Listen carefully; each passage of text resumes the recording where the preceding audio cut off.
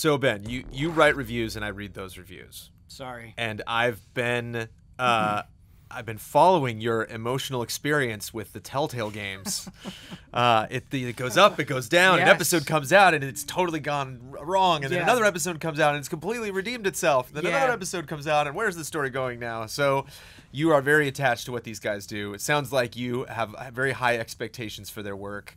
And I'm a little nervous that they're going to kind of spread themselves thin. They're working on like 4 different franchises at once. And one of those franchises is Borderlands, of all things, which I imagine people have tons of questions with or about, whether they're a fan of Telltale or a fan of the Borderlands series. How the heck did this turn out? What did you see? So I saw the first 30 minutes of episode 1, which they did not give a title, but I saw a lot. And, you know, I think after playing The Wolf Among Us and then Walking Dead Season 2, it really felt like Telltale was sort of getting into a rhythm. It's like, okay, this is how we make games. This is what you can expect. And, you know, you'll see very similar things every time. And that's honestly kind of what I thought going in. But while it certainly kind of used that template, they're doing some really creative, cool stuff that got me really excited. And when you think of Borderlands, you don't think, oh, an adventure game. That makes perfect sense. Like, Right. I think guns, I think loot, I think, you know, kind of lowbrow humor. And all that stuff is in Tales from the Borderlands, but it feels completely different. And I think they have an excellent lead character, and I think they have an excellent premise. And I was hooked. So the guy you're playing as, there's actually 2 playable characters, but we'll get into that in a little bit. Rice is his name. Rise. Okay. I might be slightly mispronouncing it, but you get the general idea. He works for the Hyperion Corporation. Okay. And this is set after Borderlands 2. And to have this make sense, I need to spoil the end of Borderlands 2. All right. So if you haven't finished it, turn this video off. Yeah.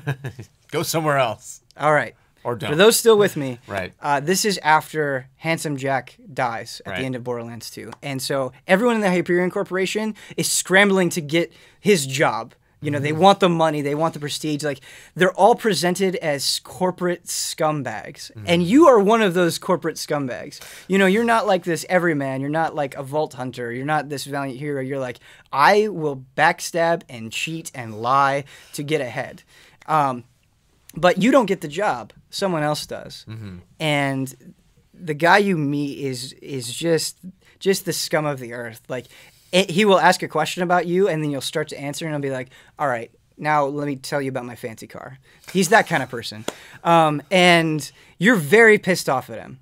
And you actually overhear a phone conversation where he's going to buy a vault key. And he wants to get in the vault to get, like, all of that money and treasure and all that stuff. And you're like, no, screw this guy. I'm going to go buy the vault key before he can get to it. So that's sort of the premise. But what's interesting is that before any of this happens, the setup is that you're retelling this story to someone else. There's a scene that happens, and you're narrating it. This is not happening in real time. This is a flashback, and it turns out you might be lying about some things. The events that so Rice is an unreliable narrator, and what I like about that conceit is in the Telltale games, you always have to make a choice. But you don't know which choice is close to the truth and which is more of a lie. And so the way you sort of figure that out is there's another playable character, and she's a girl, and I feel really bad. I don't remember her name. But she's like, no, you didn't see me, but I was there, and that was bullshit. And so then you go and you'll hear her version of the story, and some things will be completely different. And so you sort of have these cross sections going on at the same time, and you have to sort of, to the best of your ability, piece together a single narrative from these 2 separate threads, and both of them are only interested in themselves, and both of them have no hesitation when it comes to lying. So I think that's really really cool idea. Yeah, it's interesting to see how they break up. I remember you mentioned in one of the last Wolf Among Us reviews, I think, where you're talking about like the structure of how they do, where like you meet something, you find some interesting clues, you get another hint at like the next episode. They kind of have like a structure. What are other ways you're trying to shake that up and not tell the stories the way that they used to in other games? So like, what other things are there? Yeah. So the way that they're doing action is a little bit different, and they have messed around with us in The Wolf Among Us. So. Action. I mean. Yeah, I mean it's a lot of QuickTime events. It's a lot of like, click this thing and you'll shoot him in the head kind of thing. And it looks like that's largely the same. They did show us an action scene, and it was all QuickTime events. But a little bit of an interesting twist is if you fail or you don't do something right or you do something in a different order, that action scene will play out differently. Mm-hmm. So you won't see exactly the same thing. It's not like in other QuickTime event games where if you fail, it ends and you have to do it over, and you're essentially kind of like Heavy Rain. They had that. The scene would just play out differently. Right. Yeah. So it's like no matter what you do, exactly like Heavy Rain, this thing will continue. Mm-hmm. So that's nice. But the other thing is, this is still Borderlands. There's still loot. So you are going. I was gonna around, say, yeah, loot. Yeah, and so during our demo, they didn't describe it, but they hinted at it. So like in Borderlands, there are going to be these crates with green lights that you click on, and it's like, oh, hey, here's a thing. But you're going around and you're acquiring currency, and what you can do is you can use that money to buy items, and there's going to be some sort of crafting involved. But they're like, we can't talk about that right now. But to think about a Telltale game where you could be getting different kinds of weapons, you could be making items, like that's completely new. They've never done anything like that before in either Walking Dead or Wolf Among Us. So it'd be interesting to play out, to have that affect combat somehow, where it's like if you had the right weapon or something, then you would be given different options. Right. It is Borderlands is silly. It is boisterous. It is very cartoony and over the top. But it is a series that's known for good writing. So I mean, there is that comparison. Are any of the same people from the Borderlands team writing this, or does it feel like it has the same flavor? Or I mean, do you care? Like, do you want to see the story play out? Are you curious to see what happens? Yeah, absolutely. And I think I care about it because it doesn't feel like every other story.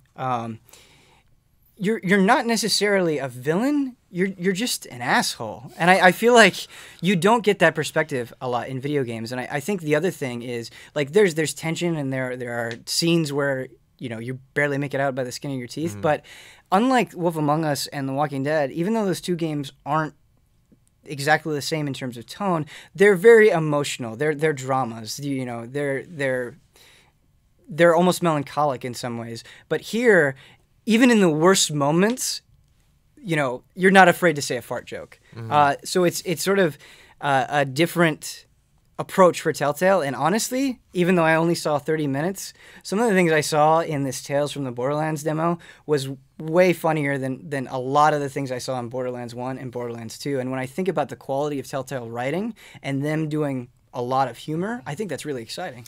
I never thought of before this moment, but Walking Dead and The Wolf Among Us kind of look like Borderlands. They have that they have that bold, I mean, obviously they had to make the stretch with Back to the Future and with Walking Dead, where it's like these are live action things that we have to adapt, and we have this comic book, so maybe we can use that style.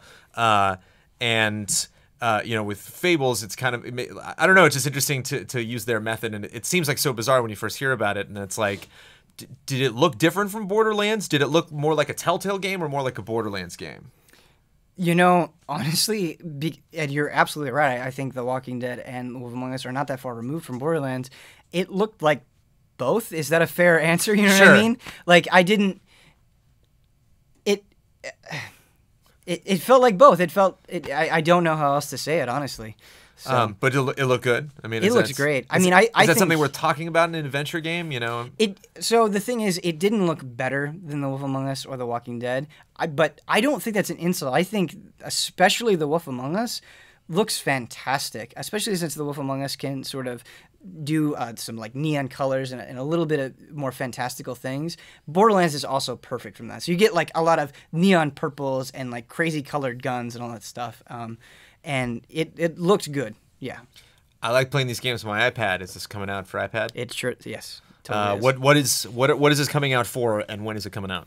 So it is coming out for everything that The Wolf Among Us and The Walking Dead came out for. So this team, they can just keep making more games, just adding more stuff onto their plate, and they're fine. yeah, I asked him that question. I had an interview with Kevin, the co-founder of Telltale, and I said, "Hey, you guys are working a lot. Like, is this okay? Like, how has that been?" And he was very candid. He said, "Honestly, it's been a huge struggle for us. We've learned a lot as we've been doing Walking Dead Season 2 and Wolf Among Us." But he said the thing that he's most disappointed with and what he's committed to is he wants these games to feel like television shows. He wants a new Wolf Among Us to come out every week. He wants Tales from the Borderlands to come out every week. He wants that regularity.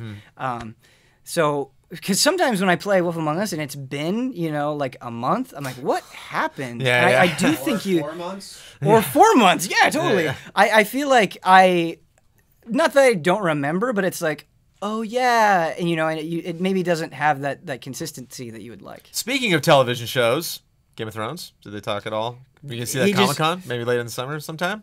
Huh? He said Soon? like the end of this year. Yippee! So, the end of this that's year all I we'll can get get. it, or the end of this year we'll get news? We'll get news Ah. at the very least. He said it could come out the end of this year, but Well- their schedules are not definite. By Well, any you means. tell him that we're used to getting our Game of Thrones updates very quickly. We're not used to waiting, us Game of Thrones fans. Are That's you a gonna lie. do game trailers of Thrones for the game? I don't know. I'll have to hear about the game first. Okay, and then that's I'll make fair. that That's decision. fair. But that sounds exciting. I can't wait Yes. to check it out. Those guys Yes. are just masterful. Everything they do is great. They're like the Absolutely. Coen brothers of video games. So Yes. looking forward to it. Yes.